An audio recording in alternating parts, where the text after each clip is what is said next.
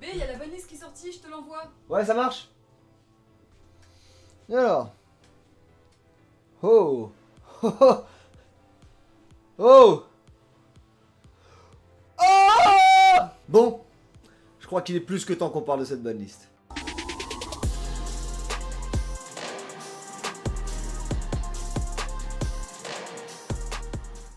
Hey, salut à tous les Yugistes, ici Lotak et on se retrouve aujourd'hui pour une nouvelle vidéo. La banlist de janvier est arrivée par surprise, comme d'habitude. Et par surprise, je pense que cette fois-ci on peut dire que Konami a fait fort. Là où certains parlent de génocide, de meurtre ou d'hécatombe, personnellement je vais utiliser le terme de renouveau. Le renouveau c'est le moins qu'on puisse dire pour le jeu, parce que si la banlist a effectivement assassiné quasiment toutes les top tables, c'est pas sans raison.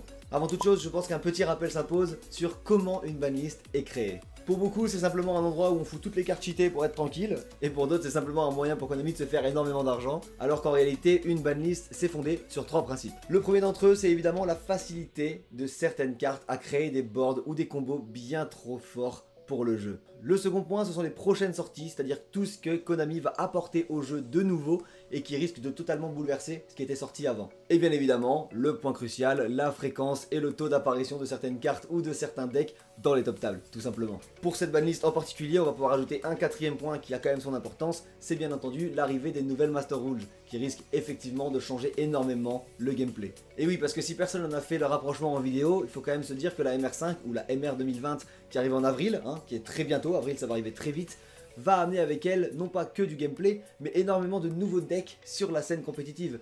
Forcément, des decks qui avant n'étaient pas forcément visibles à cause des links pourront revenir grâce à cette nouvelle règle. Et c'est pour ça qu'il faut prendre en compte l'arrivée de ces règles dans cette banlist. Pour préparer ça, Konami a évidemment dû faire de la place dans les top tables, et pour ça ils se sont pas embêtés, ils ont tapé sur tout ce qui était là depuis bien trop longtemps, et c'est une très bonne chose, et je vais vous dire pourquoi tout de suite. Pour illustrer mes propos, je vais prendre quelques exemples, et on va commencer par le plus puissant d'entre eux, Engage, qui a été la carte la plus commentée sur cette banlist. Engage, il faut savoir quand même, même si vous êtes déjà au courant, que c'est une carte qui n'est pas une fois par tour, qui se tuto, qui se recycle et qui permet de draw. Elle permet à elle seule d'aller chercher un starter, une negate ou même quasiment l'intégralité de son propre deck. Et c'est là où on verra la différence entre les cartes bannies et les cartes limitées. Quand une carte est trop forte, on la limite. Quand une carte rend son jeu bien trop facile, on la bannit. On va prendre un autre exemple avec Ib. Avec l'arrivée de Needle Fever, c'était obligatoire que cette carte se fasse toucher. On peut pas faire cohabiter les deux ensemble, tout simplement parce que du coup, Ib permettrait des boards avec des negates quasiment infinis, un taux de brick hyper bas, et surtout, beaucoup trop de facilité à sortir des loops bien trop puissantes, bien plus que la carte en elle-même. Encore une fois, Ib n'est pas trop forte en soi, c'est juste qu'elle permet de faire des choses bien trop facilement et bien plus puissantes qu'il ne le devrait. Pour prendre un dernier exemple là-dessus, on va prendre Colossus. Encore une fois, cette carte n'est vraiment pas trop forte, c'est pas trop cheaté, on le sait tous. Par contre, avec l'arrivée de la MR5, et là on en revient avec ce que je disais juste avant, ça va le devenir. 3 Colossus et un Titan sans avoir besoin de passer par une link, ça rend le gameplay de Thunder Dragon bien trop simple pour rester en méta en fait, tout simplement. Avec les exemples que je viens de vous citer, on voit bien que c'est pas la puissance de la carte mais bien la facilité qui a été visée essentiellement. On va prendre un exemple inverse, prenez Red Raptor Faucon Ultime, son effet est pour le coup extrêmement cheaté, mais elle n'est pas bannie. Pourquoi? Tout simplement parce que Red Raptor est une carte hyper difficile à sortir en jeu, contrairement à une Engage qui elle est bien trop facile à sortir. Je pense que là comme ça vous avez les deux exemples opposés. Engage, trop facile, banni. Red Raptor, trop fort, mais pas banni. Voilà. C'est donc là tout l'intérêt de cette banlist et des banlists en général, c'est de rendre la scène compétitive plus challengeante, avec plus de difficultés à sortir des loops qui sont totalement inarrêtables et qui pour moi cassent un petit peu le jeu, et qui va permettre de mettre en avant de nouvelles choses, de nouveaux decks. Car oui, si la banlist, comme on l'a dit, détruit des decks, elle en fait surtout apparaître de nouveaux. On va prendre l'exemple de certaines cartes qui sont sorties de la banlist. Avertissement divin est revenu à 3. Red Reboot quant à elle est passé à 1. Et c'est clairement une main tendue au deck contrôle. Des decks comme Guru, Altergeist ou même El Famoso Traptrix pourront faire quelque chose dans cette nouvelle méta. Alors bien entendu, l'arrivée prochaine de Lightning Storm dans Ignition Assault y est certainement pour quelque chose. Mais encore une fois, on revient sur l'un des points que j'ai énoncé plus tôt. Les prochaines sorties ont une influence sur la banlist. C'est donc un facteur essentiel de décision sur ce qui doit rester ou non libre en jeu. Au final, la banlist, elle est là pour nous délivrer un message bien plus que pour nous mettre des bâtons dans les roues. Avec la banlist, il y a aussi la nouvelle Master Rule qui arrive pour supprimer un petit peu la monotonie du jeu et permettre de diversifier les decks qui, jusqu'à maintenant, étaient un peu trop redondants et qui se ressemblaient clairement tournoi après tournoi. Cette banlist est donc là pour nous guider vers l'amusement et pour essayer de nous dévier un peu de cette routine qui nous proposait que la facilité. Et comme beaucoup d'entre vous m'ont demandé mon avis sur cette banlist, je vais quand même en parler rapidement. Pour moi, elle est comme je l'ai expliqué, parfaite, ou presque. Une remise à plat de la méta et des decks compétitifs, c'est exactement ce dont le jeu avait besoin, et c'était exactement ce que je voulais personnellement. La méta actuelle, elle me plaisait pas du tout, alors l'arrivée d'une nouvelle, ça m'enchante au plus haut point, et de toute façon ça ne peut faire que du bien au jeu, qui était en train, comme on l'a dit plus tôt, de virer dans la routine. Concernant les cartes, outre toutes celles que j'ai parlé en exemple, je voudrais pas dire que je vous l'avais dit, mais... Je vous l'avais dit! Litosajimi's back, baby! Ouais! Bon, ok, avec diagramme à 1. Mais je m'en fous, je vous l'avais dit, Litosajimi retour, je le savais! Bon, par contre, Konami, rend des Zodiac. Et Light Stage.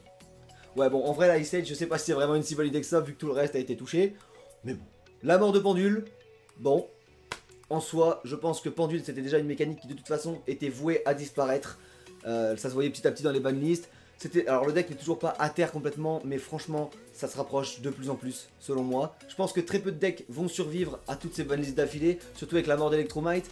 À la limite, DDD va survivre, surtout avec la nouvelle Master Rules. D'ailleurs, ça me fait plaisir parce que c'est le seul deck Pendule que j'aime bien jouer. Mais je pense que c'est une des seules options encore viables en Pendule après cette banlist et avec l'arrivée de la Master Rule 5. Salamangreat n'est pas mort. Non, il n'y a que Mirage Talio qui l'est. Un vrai bon joueur de Salamangreat sait qu'il va pouvoir survivre encore un moment, notamment avec l'arrivée et le retour d'une carte que j'aurais jamais cru voir à nouveau sortie de cette banlist, le Pot d'Avarice qui est de retour. Cette carte est extrêmement puissante et sans déconner, je pense qu'elle sera jouée dans 98% des decks, si ce n'est pas 100%, tellement cette carte est utile dans presque tous. C'est une très bonne sortie de banlist. J'ai hâte de voir ce que ça va donner, mais je suis quasiment certain qu'elle sera dans presque tous les decks. Et ça va permettre en plus à celle-là d'avoir un nouveau souffle, malgré Stalio banni. De la même façon, Orcust est encore totalement jouable. Alors bien sûr, sans Harp et sans SS, il sera plus jamais aussi compétitif qu'il ne l'a été juste avant. Mais il reste jouable dans des versions un peu plus lentes. Donc si vous avez encore votre Orcust, ne vous affolez pas et ne le vendez pas. Vous pourrez toujours vous amuser avec, mais c'est sûr que vous vous amuserez moins que lorsque vous rouliez sur tout le monde en tier 0. A part ça, on a évidemment aussi le retour de certaines vieilles cartes, notamment Morphojar numéro 2 et Génovirus. Alors là pour le coup je m'y attendais absolument pas, mais c'est des très vieilles cartes qui sont vieilles comme le monde. Et ça peut surprendre parce que si tu t'attends pas à te les manger, eh bah tu vas être sur le cul quand tu vas te manger une Morphojar numéro 2, je peux te l'assurer. Après je note aussi la volonté de Konami de toucher le side deck.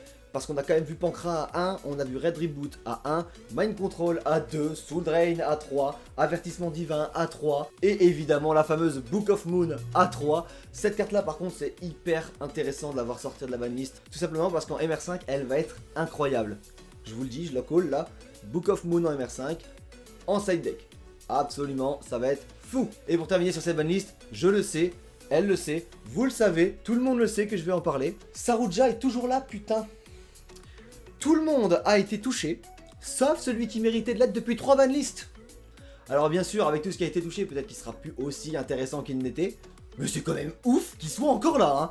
Et pour la suite alors, parce que c'est bien beau d'avoir une banlist, une MR5 et de vous expliquer comment ça a été créé, mais maintenant il va quand même falloir qu'on parle de ce qui va se passer après tout ça. Sans rentrer dans le détail, parce que je pense vraiment qu'il y a plein de decks qui pourront faire leur apparition et auxquels on pense pas spécialement, et je pense qu'il est encore bien trop tôt pour s'en prononcer, mais il y a des decks quand même qui sortent un peu du lot et qui ont leur chance de faire des top tables assez rapidement. Évidemment, on pense tous à Hero. Hero qui a peut-être enfin son moment de briller. Donc si vous avez du Hero, c'est le moment. Avec tout le support qu'ils ont reçu cette année et peut-être même du support futur, il a toutes ses chances de faire du résultat. C'est pas le seul, on peut aussi noter Altergeist par exemple, Guru. On peut aussi citer Dino parce qu'il va encore avoir un peu de support, donc pourquoi pas, Dino peut faire quelques petits résultats. Ou encore même Burning Abyss, parce que clairement, même si Light of Seika est passé à 1, Burning Abyss peut encore faire énormément de choses. On pourrait aussi parler des Shadow, du Synchronique, des Invoked, qui ont tous une chance avec la bonne decklist. Sans oublier bien sûr l'arrivée prochaine des Hat Ignister qui vont très facilement et très rapidement je pense se faire une petite place au soleil. C'est la fin de cette vidéo, j'espère qu'elle vous aura plu et qu'elle vous aura appris quand même certaines choses. J'ai essayé de la travailler un peu plus que simplement oh my god, Engage is banned, it's insane. Hein, bon, c'est bon, je pense qu'on a donné, je pense que vous en avez vu déjà 20 000 autres comme celle-ci. Donc j'espère que ça vous aura appris quelque chose et j'espère vraiment qu'elle vous aura plu, c'est un format un peu particulier. Sur ce, je vous invite à vous abonner si ce n'est pas déjà fait, à activer la petite cloche si vous l'êtes déjà, et évidemment à partager la vidéo à vos potes parce que ça fait super plaisir. Sur ce, je vous dis salut à tous, bon jeu.